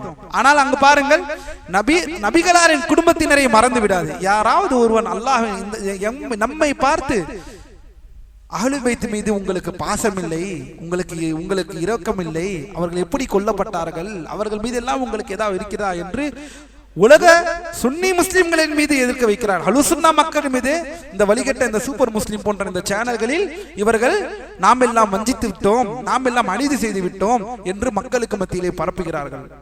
லா இலாஹ இல்லல்லாஹ். இங்கே பாருங்கள், நூலாசிரியர் என்ன சொல்கிறார்கள் பாருங்கள். நபிகளாரின் குடும்பத்தினரை மறந்து விடாதே, அவர்களின் சிறப்பையும் அறிந்து கொள். மேலும் மதீனாவில் வாழ்ந்த நபிகளாரின் அண்டை வீட்டார்களான மதீனாவாசியின் சிறப்பை எதுவரை போகிறார்கள் பாருங்கள்.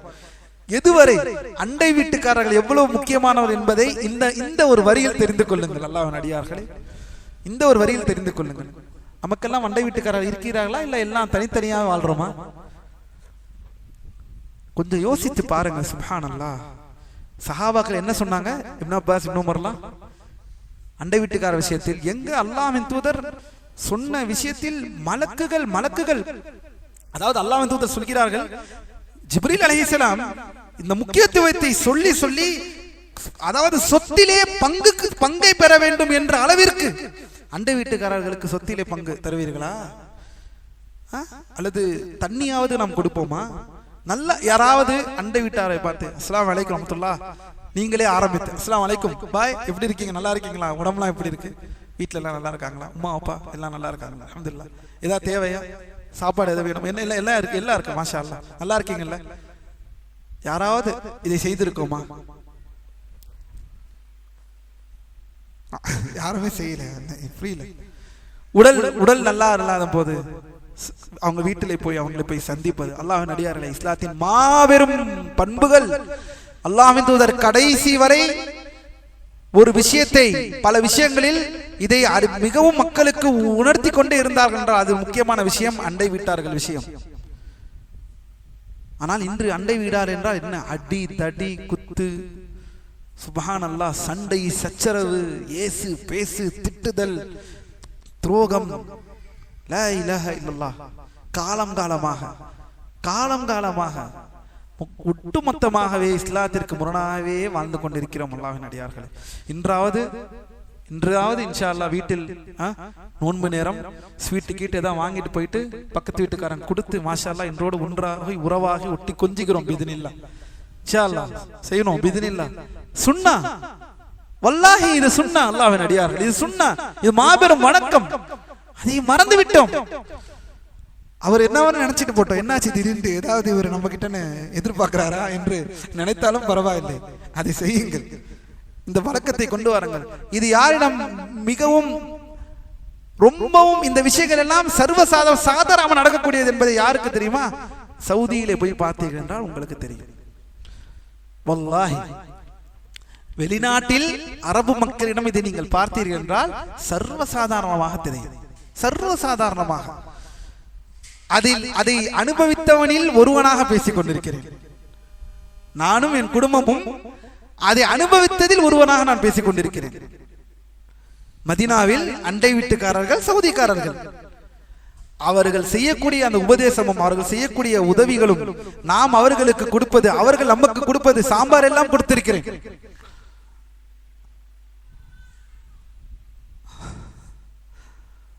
சாம்பார் கொடுத்திருக்கிறோம், இட்லி கொடுத்திருக்கிறேன். அல்லாஹ்வின் அடியார்களே, அல்லாஹ் நம்மை நேர்வழியை செலுத்துவானாக. அல்லாஹ்வின் அடியார்களே, உறவுகளை பேண வேண்டும் என்பது எவ்வளவு அதிகமாக இருக்கிறது. அதே போல் அண்டை வீட்டுக்காரர்கள் ஹக்கின் உரிமையை எல்லாம் தெரிந்து கொள்ளுங்கள். அல்லாஹ் நம்மை நேர்வழியை செலுத்துவானாக. அடுத்ததாக 93வது விஷயம், அல்லாஹ் உனக்கு அருள் புரியட்டும், அறிந்து கொள். இதையெல்லாம் வலில்லாஹ் அல்ஹம்து, நாம் ஏற்கனவே இதை அனைத்தையுமே தெளிவாக படித்து விட்டோம். இருந்தாலும் இதே ஒரு ரீடிங் தான், இது ஒரு கிராஅத் மட்டும் தான். ஏனெனில் இதில் தெளிவாக இந்த விஷயங்கள் எல்லாம் ஏற்கனவே நாம் படித்து விட்டோம். நூலாசிரியர் சொல்கிறார்கள், அல்லாஹ் உங்களுக்கு அருள் புரியட்டும், அறிந்து கொள்ளுங்கள், ஜஹ்மியாக்களின் வாதங்களை மார்க்க அறிஞர்கள் தொடர்ந்து மறுப்பளித்துக் கொண்டேதான் இருந்தார்கள். இறுதியில் இன்னாரது சந்ததிகளின் ஆட்சி காலத்தில் பொதுமக்களின் விவகாரங்களில் மார்க்கம் பேச தகுதியற்ற அற்ப மனிதர்கள் ருவைபிதாக்கள் பேசத் தொடங்கினார்கள். ஷேக் அவர்கள் அந்த காலத்தில் நடந்த ஃபித்னாக்கள் எல்லாம் சொல்கிறார்கள், நாங்கள் கஷ்டப்பட்டு மக்களை எதிர்த்து கொண்டிருந்தோம், ஆனால் வழிகேடர்களுடைய கை அதிகாரம் ஓங்கிவிட்டதினால் பொதுமக்களை எல்லாம் குழப்பி விட்டார்கள் என்று கவலையுடன் தெரிவிக்கிறார்கள். லா இலாஹ இல்லல்லாஹ். இன்னாரது மேலும் அல்லாஹ்வின் அடியார்களே, இந்த நம்முடைய வெளிவரக்கூடிய நம்முடைய நூலில், இந்த நூலில் இன்ஷா அல்லாஹ் நூலாசிரியர் பற்றின வரலாற்று குறிப்புகள் எல்லாம் அதில் கொடுக்கப்பட்டுள்ளது. அதில் படிப்பவர்களுக்கு தெளிவாக தெரியும் எவ்வளவு முக்கியமான ஒரு ஆள் இந்த இமாம் பர்பஹாரி என்பவர்கள் என்பதை நீங்கள் தெரிந்து கொள்ளலாம். பின்னால் சொல்கிறார்கள், அவர்கள் அல்லாஹ்வின் தூதர் அவர்களின் செய்திகளை குறை கூறினார்கள். பாருங்கள், அல்லாஹ்வின் தூதர் அவர்களின் செய்திகளை, ஹதீஸ்களை குறை கூறினார்கள். மார்க்க ஆதாரங்களை தங்களது சுய அறிவில் செய்யும் ஒப்புமை மற்றும் அபிப்பிராயங்களை கையில் எடுத்தார்கள். நடக்கிறதா இல்லையா என்று சுய ஒப்புமை, தங்களுடைய சொந்த அபிப்பிராயங்கள், மாஷா அல்லாஹ் கையில் எடுத்தார்கள். தங்களை எதிர்ப்பவர்களை காஃபிர் என்று முத்திரை குத்தினார்கள். இவர்களின் பேச்சுகளை அறியாமையில் உள்ளவர்களும் ஏமாளிகளும் மார்க்கறிவு இல்லாதவர்களும் அப்படியே ஏற்றுக்கொண்டார்கள். இதனால் அவர்கள் அறியாத நிலையில் குஃப்ரில் விழுந்தனர். சுப்ஹானல்லாஹ். ஆக பல்வேறு கோணங்களில் இந்த சமுதாயம் அழிந்து போனது, நிராகரிப்பை தழுவியது, பிதத்துகளில் மூழ்கி போனது. இதனால் பல வழிகளில் ஒற்றுமையில் இருந்து விலகி தனித்தனியாக பிரிந்து சென்று சத்தியத்தை விட்டு தூரமானது. ஆனால் அல்லாஹ்வின் தூதர் ஸல்லல்லாஹு அலைஹி வஸல்லம் அவர்கள் சொல்லிருக்கும் கட்டளைக்கும் கட்டுப்பட்டவர்களும் மற்றும் அவரது தோழர்களின் வழியில் உறுதியாக நின்றவர்கள் மட்டுமே இதிலிருந்து தப்பினர். பாருங்கள், தப்பினது யார்? யார் தப்பி இருக்கிறார்கள்? அல்லாஹ்வின் அடியார்களே, இதுதான் உண்மை. எல்லா காலத்திலும் ஃபித்னாவிலிருந்து தப்புபவர்கள் ஒரே ஒரு கூட்டம் தான். எல்லா காலங்களிலும். இன்று பாருங்கள், ஷியா ஷியா ஷியா ஷியா, அவரு ஹமேனி அல்லது கமேனி அல்லது ஹமினை, யாராக இருக்கட்டும், எந்த பேராக இருக்கட்டும், அவர் அப்படி, அவர் இப்படி, அவர் ஷஹீத், அவர் அப்படி, அவர் இந்த மாதிரி, அவர் ஒரு பலசாலி, அவரை இந்தவாறு என்று ஒரு பக்கம் ஒரு கூட்டம், இன்னொரு பக்கம் இப்படி. ஆனால் நடுநிலை பேணக்கூடியவர்கள் அஹ்லுஸ் சுன்னah. ஃபித்னாவில் எப்படி எடுக்க வேண்டும் நிலைப்பாடுகளை, இந்த அநியாயக்கார யகூதுகளை, அநியாயக்கார காஃபிர்களான இந்த யூதர்களை எப்படி நாம் பார்க்க வேண்டும், அதே போல் இந்த ராஃபிதாக்களை நாம் எப்படி பார்க்க வேண்டும் என்ற நிலையை எடுத்தவர்கள் அஹ்லுஸ் சுன்னah. எவ்வளவு தெளிவாக சொல்கிறார்கள் பாருங்கள் அல்லாஹ்வின் அடியார்களே. யார் தப்பினார்கள்? அல்லாஹ்வின் தூதர் அவர்கள் சொல்லியிருக்கும் கட்டளைக்கும் கட்டுப்பட்டவர்களும் அவரது தோழர்களின் வழியில் உறுதியாக பாருங்கள். மறுபடியும் பாருங்கள், சத்தியத்தை அளவுகோல் வைப்பதை பாருங்கள். இமாம் பர்பஹாரி 1200 வருடத்திற்கு முன்னால் வாழ்ந்த ஒரு இமாம், அந்த சத்தியத்திற்கு அளவுகோல் அவர்கள் எப்பவுமே சொல்வது ஒன்னே ஒன்றுதான், அல்லாஹ்வின் தூதரும் அவர் தோழர்களும், அல்லாஹ்வின் தூதரும் அவர் தோழர்களும். இதுதான் அளவுகோல் அல்லாஹ்வின் அடியார்களே, இதுதான் அளவுகோல். இன்று இந்த அளவுகோல் அதெல்லாம் அப்புறம் வை, அதெல்லாம் அப்புறம் வச்சிருங்க. இப்போ நம்ம என்ன பார்க்கணும் அதுதான் பாருங்கள். பின்பு சொல்கிறார்கள் பாருங்கள், அவர்கள் நபித்தோழர்களில் யாரையும் குறை கூறவில்லை, அவரின் எல்லையை தாண்டவில்லை. பாருங்கள், அந்த சத்திய மக்கள் அந்த தப்பினவர்கள், ஒவ்வொரு ஃபித்னா வந்து தப்பக்கூடியவர்கள் நபித்தோழர்களில் யாரையும் குறை கூறவில்லை, அவர்களின் எல்லையை தாண்டவில்லை. மார்க்கமாக அவர்களுக்கு எது போதுமானதாக இருந்ததோ, சுப்ஹானல்லாஹ் இஹ்வானி, வார்த்தையை கவனியுங்கள், மார்க்கமாக அது அவர்களுக்கு எது போதுமானதாக இருந்ததோ அதுவே இவர்களுக்கும் போதுமானதாக இருக்கும். அவர்களுடைய வழியில் இருந்தும் கொள்கையில் இருந்தும் விலகிவிட மாட்டார்கள். பாருங்கள், 300 வாழ்ந்தவர் சொல்லிக் கொண்டிருக்கிறார்கள். இதையெல்லாம் நமக்கு இது எந்த அளவுக்கு இன்று தேவையாக இருக்கிறது. அவர்கள் தான் சரியான இஸ்லாத்திலும் சரியான ஈமானிலும் இருந்தார்கள் என்பதை அறிந்திருப்பார். எனவே அவர்களை பின்பற்றுவதே தனது மார்க்கம் என ஏற்றுக்கொண்டு நிம்மதி பெறுவார். பாருங்கள், ஏதாவது ஃபித்னா வந்தா உடனடியா இந்த சேனல் அந்த சேனல், அவர் இப்படி பேசிட்டார், இவர் இப்படி பேசிட்டார். அல்லாஹ்வின் தூதர் என்ன சொல்லியிருக்கிறார்கள், சஹாபாக்கள், இந்த உலமாக்கள் என்ன சொல்கிறார்கள், எனக்கு அது போதுமானது, நான் நிம்மதியாக இருப்பேன், வலில்லாஹில் ஹம்த். இந்த நிலை நம்மிடம் வர வேண்டும். எவ்வளவு தெளிவாக சொல்கிறார்கள் பாருங்கள். அறிந்து கொள்ள நிச்சயமாக மார்க்கம் என்பது பின்பற்றுவதில் தான் இருக்கிறது. பாருங்கள், மார்க்கம் என்பது பக்கம் 56, மார்க்கம் என்பது பின்பற்றுவதில் தான் இருக்கிறது. பின்பற்றுதலுக்கு உரியவர்கள் அல்லாஹ்வின் தூதரின் தோழர்களே ஆவார்கள். சுப்ஹானல்லாஹ். மார்க்கம் என்பது பின்பற்றுதல். யாருக்கு தலீல், யாருக்கு தலீல் தெரியும்? மார்க்கம் என்பது பின்பற்றுதலா? எப்படி பின்பற்றுதல் என்றால், மார்க்கம் என்பது பின்பற்றுதல், புதிதாக உருவாக்குதல் இல்லை. அல்லாஹ்வின் அடியார்களே, மார்க்கம் என்பது பின்பற்றுதல். புதுசா ஏதாவது செய்யணும், புதுசா உலகத்தில் ஏதாவது செய்யுங்க, உலக விஷயத்துல ஏதாவது செஞ்சுட்டு போங்க. நீங்க போன் கண்டுபிடிச்ச மாதிரி வேற ஏதாவது கண்டுபிடிங்க, உங்களை யாரும் தடுக்க போறதில்லை. லாக்கின் மார்க்கம் என்பது புதிதாக உருவாக்குவதல்ல, ஆல்ரெடி இருப்பதை பின்பற்றுவது. இதற்கு ஆதாரம் தெரியாத யாருக்காவது ஆதாரம் குர்ஆனில் இருந்து அடிப்படை ஒரு ஆதாரம், அடிக்கடி நான் சொல்லக்கூடிய ஆதாரம், சல்மான் ஆதாரம்.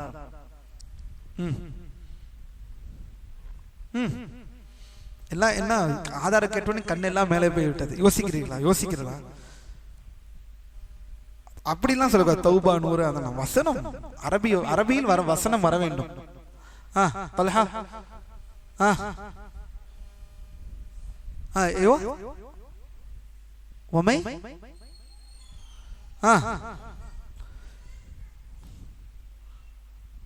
ومن يشاقق الرسول من بعد ما تبين له الهدى ويتبع வயத்தபி கைர சபீலில் முஃமினீன். யார் இந்த நபியின் போதனைகளிலிருந்து பிரிந்து இந்த போதனைகளிலிருந்து பிரிந்து இஷாக்கு ரசூல் சத்தியம் தெளிவானதற்கு பின்னும் இந்த நபியை இருந்து திரும்பி முஃமின்கள் அல்லாத பாதையை விட்டுவிட்டு வேறு ஒரு பாதையை பின்பற்றுகிறார்களோ, அல்லாஹ் சொல்கிறான் பின்பற்றுதலை. அப்படி என்றால் முஃமின்கள் பாதையை பின்பற்ற வேண்டும். முஃமின்கள் அல்லாத பாதையை பின்பற்றுபவர்கள் அல்லாஹ் அவர்களின் நரகத்தின் பால் அவர்கள் போகும் பாதையை அப்படியே அவர்களை விட்டு விடுவான். அதுதான் சொல்கிறார்கள் நூலாசிரியர் கடைசியில், அறிந்து கொள் இந்த மார்க்கம் என்பது பின்பற்றுவதில் தான் இருக்கிறது, பின்பற்றுதலுக்கு உரியவர்கள் அல்லாஹ்வின் தூதரின் தோழர்களே ஆவார்கள் என்பதை நன்றாக அறிந்து கொள் என்று பாருங்கள். லா இலாஹ இல்லல்லாஹ், என்னை பின்பற்று. யாராவது புதிதாக ஒருத்தர் கிளம்பி விட்டார் என்றால் அவரை பின்பற்ற வேண்டும். யாராவது புதிதாக கிளம்பி விட்டார் என்றால் அவரை பின்பற்ற வேண்டும். ஆனால் ஆதாரத்தை இன்று பின்பற்றுபவர்கள் யாரும் இல்லை. அல்லாஹ் நம்மை நேர்வழி செலுத்துவானாக. அல்லாஹ்வின் அடியார்களே, அல்லாஹ் நம்மை எதை கேட்டோமோ அதன்படி செவிமடுத்து செயல்படக்கூடிய மக்களாக நம்மை ஆக்குவானாக. இந்த நூல் நாம் தெளிவாக படித்துக் கொள்ள வேண்டும். இன்னும் 5 நாட்கள் 6 நாட்கள் எவ்வளவு நம்மால் இந்த நூலை படிக்க முடிப்போம் இன்ஷா அல்லாஹ். அல்லாஹ் நாடினால் அது மிச்சமாக இருக்கும் பட்சத்தில் அல்லாஹ் நாடினால் அதை நாம் நம்முடைய வழக்கம் போல் சனி ஞாயிறுடைய வகுப்புகள் ஷவ்வால் மாத கடைசியில் பிஇذنில்லாஹ் அல்லாஹ் நாடினால் படிப்போம். முயற்சி செய்வோம் இன்ஷா அல்லாஹ். 100 வந்து விட்டோம். இன்னும் 50 விஷயங்கள் இருக்கிறது. அதை முடிக்க முடியுமா என்று தெரியவில்லை. இன்னும் 5 வகுப்புகள் குறைந்த வகுப்புகள் தான் இருக்கிறது. அல்லாஹ் போதுமானவன். வலில்லாஹ் எதை செவிமடுத்தோமோ ஆனால் பெரும்பாலான விஷயங்களை கவர் செய்து விட்டோம். வலில்லாஹ் பெரும்பாலான விஷயங்களை அல்லாஹ்வுடைய கிருபையை கொண்டு படித்து விட்டோம். எனவே அல்லாஹ்வின் அடியார்களே, அல்லாஹ் நம்மை நேர்வழியை செலுத்துவானாக. பாரக்கல்லாஹு ஃபீக்கும். இறுதி 10 இருக்கிறோம். அதிகமாக அமல் செய்யுங்கள். இப்போதுதான் இன்றுதான் கட்டுரை வெளியாகி இருக்கிறது. 20 என்று சொன்ன வேண்டாம் சொல்லுங்கள். 3 5 7 லைலத்துல் கத்ர் இரவு எப்போது என்பது ஒரு கட்டுரை வெளிவந்திருக்கிறது. அதை எல்லோரும் படியுங்கள் இன்ஷா அல்லாஹ். எப்போது லைலத்துல் கத்ர் என்பதை அதில் தெளிவாக கொடுத்திருக்கிறோம் பிஇذنில்லாஹ். எனவே அல்லாஹ்வின் அடியார்களை அமல்களை அதிகப்படுத்துங்கள். கடைசி 10 இருக்கிறோம். முக்கியமாக பள்ளியிலே இத்திகாஃபில் இருக்கக்கூடியவர்கள், இன்னும் நம் மக்கள் பொதுமக்களையும் நாம் அழைக்கிறோம். இத்திகாஃப் இருக்க 1 நாள் 2 நாள் உங்களால் உங்கள் குடும்பத்தை எல்லாவற்றை விட்டுவிட்டு பள்ளிக்குள் நுழைந்து விடுங்கள் இன்ஷா அல்லாஹ். உங்களுக்கு எல்லா வசதிகளும் இங்கு செய்து தரப்படும். இத்திகாஃப் என்பது மாபெரும் வணக்க வழிபாடு. இத்திகாஃபை அல்லாஹ்வின் அடியார்கள் அந்த வணக்க வழிபாடுக்கென்று மாண்புகள் இருக்கிறது. அந்த வழக்க வழிபாடுகளுக்கென்ற நடைமுறைகள் இருக்கிறது, ஒழுக்கங்கள் இருக்கிறது. அந்த ஒழுக்கத்தை பேண வேண்டும். பள்ளியை சுத்தமாக வைத்துக் கொள்ள வேண்டும். ஒருவருக்கொருவர் உபதேசிக்க வேண்டும். நேரத்தை வீணடிக்க கூடாது. நேரங்கள் வீண் விரயம் செய்யக்கூடாது. வீணான பேச்சுகளிலிருந்து தவிர்த்திருங்கள். இத்திகாஃப் என்பது அல்லாஹ்வுடைய பள்ளியை உற்று பிடித்துக் கொண்டிருப்பதற்கு பேர் தான் இத்திகாஃப். அதாவது பள்ளியை ஒற்றையாக பிடித்திருப்பது, அதற்கு பேர் தான் இத்திகாஃப். அதென்றால் அந்த நோக்கத்திற்காக வந்திருக்கிறோம். குர்ஆனை ஓதுவது, மார்க்க கல்விகள் விஷயங்களை படித்துக் கொள்வது, அமல்களை செய்வது, தொழுகுவது, உபரியான வணக்க வழிபாடுகளை செய்வது, இதற்காகத்தான் வந்திருக்கிறோம். சக்திக்கு முடிந்த அளவு இந்த வணக்க வழிபாடு செய்யுங்கள். நேரத்தை வீணடிக்க வேண்டாம். பள்ளியை சுத்தமாக வைத்துக் கொள்ளுங்கள். அல்லாஹ்வின் அடியார், இது அல்லாஹ்வுடைய பள்ளி. எந்த விஷயத்தை நீங்கள் பயன்படுத்தினாலும் உடனடியாக பள்ளியை சுத்தமாக வைத்துக் கொண்டு நிர்வாகத்தோடு பாரக்கல்லாஹ் உங்களால் முடிந்த ஒத்துழைப்பை நீங்கள் தாருங்கள். அல்லாஹ் நம்மை நேர்வழியிலே செலுத்துவானாக. பாரக்கல்லாஹு ஃபீக்கும் வ அகூலு கௌலி ஹாதா வஸ்தக்ஃபிருல்லாஹ் லி வ லக்கும். அதே போல் இந்த மாஷா அல்லாஹ் குர்ஆனை ஓத தெரியவில்லையா, ஒரு கவலையும் வேண்டாம். சொல்லித் தருவதற்கு இங்கு ஆசிரியர்கள் இருக்கிறார்கள். சூரா ஃபாத்திஹாவை நான் சரியாக ஓத வேண்டும், அதுதான் என்னுடைய நோக்கம். அவ்வளவுதான். சூரா ஃபாத்திஹாவை நான் அழகான ஒழுங்கான உச்சரிப்பில் ஓதுகிறேனா, நான் தவறு இல்லாமல் ஓதுகிறேனா, அதை கற்றுக்கொள்ளுங்கள். யாராக இருந்தாலும் வெட்கப்படாமல் கல்வி படிப்பதற்கு வெட்கம் கூடாது. அல்லாஹ்வின் அடியார்கள், வெட்கமெல்லாம் பட தேவையில்லை. நான் நாளை என் கபருக்கு முன்கர் நக்கீர் வருவார்கள், கேள்வி கேட்பார்கள். எல்லாம் படித்து விட்டோம் நூலிலே. முன்கர் நக்கீர் வருவார்கள், கேள்வி கேட்பார்கள் மார்க்கத்தை பற்றி. அதனால் நாம் படித்துக் கொள்ள வேண்டும். அதனால் வகுப்புகள் நடைபெற்றுக் கொண்டிருக்கிறது. குர்ஆன் தஸ்ஹீஹ் தல்கீன் வகுப்பு. சூரா ஃபாத்திஹாவை தெளிவாக கற்றுக்கொள்ளலாம். தவறுகள் இருந்தால் அவர் திருத்தி கொடுப்பார்கள் உஸ்தாத்மார்கள் இன்ஷா அல்லாஹ். எனவே அந்த நேரங்களை வீணாக்காமல் அல்லாஹ்வின் அடியார்களே சூரா ஃபாத்திஹாவுடைய வகுப்பிலே கலந்து கொள்ளுங்கள். அல்லாஹ் நம்மை நேர்வழி செலுத்துவானாக. சுப்ஹானக்கல்லாஹும்ம வ பிஹம்திக அஷ்ஹது அல்லா இலாஹா இல்லா அன்த அஸ்தக்ஃபிருக வ அத்தூபு இலைக். அஸ்ஸலாமு அலைக்கும் வரஹ்மத்துல்லாஹி வ பரகாத்துஹு. بيننا وبينكم الكتب. كان أحمد يقول البدع بيننا وبينكم الجنائز.